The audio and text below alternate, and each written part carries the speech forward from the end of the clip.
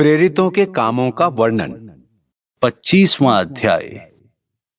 Festus उस प्रांत में पहुंचकर 3 दिन के बाद कैसरिया से यरूशलेम को गया। तब महायाजकों ने और यहूदियों के बड़े लोगों ने उसके सामने पौलुस की नालिश की और उससे विनती करके उसके विरोध में ये वर चाहा कि वो उसे यरूशलेम में बुलवाए, क्योंकि वे उसे रास्ते ही में मार डालने की घात लगाए हुए थे। फेस्तुस ने उत्तर दिया कि पौलुस कैसरिया में पहरे में है और मैं आप जल्दी वहां जाऊंगा। फिर कहा, तुम में जो अधिकार रखते हैं वे साथ चलें, और यदि इस मनुष्य ने कुछ अनुचित काम किया है तो उस पर दोष लगाएं। और उनके बीच कोई 8-10 दिन रहकर वो कैसरिया गया और दूसरे दिन न्याय आसन पर बैठकर पौलुस के लाने की आज्ञा दी। जब वो आया तो जो यहूदी यरूशलेम से आए थे उन्होंने आसपास खड़े होकर उस पर बहुतेरे भारी दोष लगाए, जिनका प्रमाण वे नहीं दे सकते थे।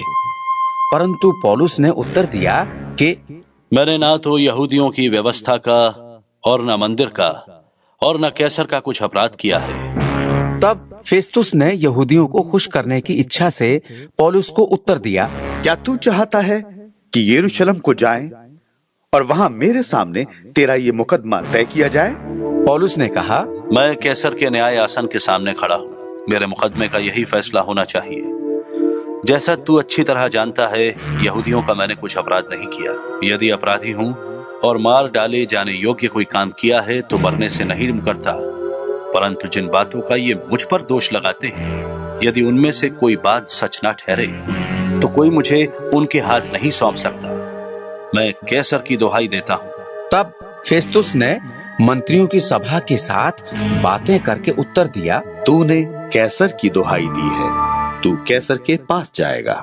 और कुछ दिन बीतने के बाद अग्रिप्पा राजा और बिरनीके ने कैसरिया में आकर फेस्तुस से भेंट की और उनसे बहुत दिन वहां रहने के बाद फेस्तुस ने पौलुस की कथा राजा को बताई कि एक मनुष्य है जिसे फेलिक्स बंधुआ छोड़ गया है।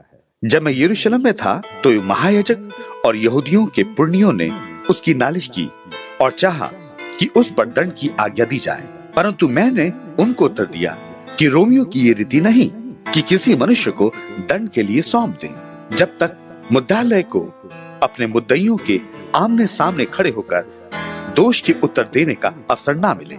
सो जब वे यहाँ इकट्ठे हुए तो मैंने कुछ देर ना की, परंतु दूसरे ही दिन न्याय आसन पर बैठकर उस मनुष्य को लाने की आज्ञा दी। जब उसके मुद्दई खड़े हुए तो उन्होंने ऐसी बुरी बातों का दोष नहीं लगाया जैसा मैं समझता था, परंतु अपने मत के और यीशु नाम किसी मनुष्य के विषय में जो मर गया था और पौलुस उसको जीवित बताता था, विवाद करते थे।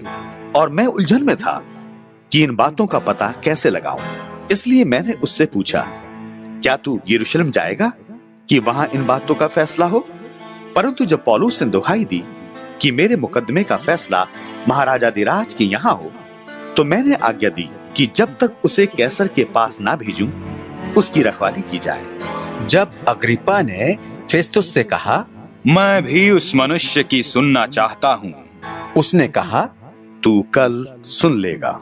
सो दूसरे दिन जब अग्रिप्पा और बिरनीके बड़ी धूमधाम से आकर पलटन के सरदारों और नगर के बड़े लोगों के साथ दरबार में पहुंचे, तो फेस्तुस ने आज्ञा दी कि वे पौलुस को ले आए।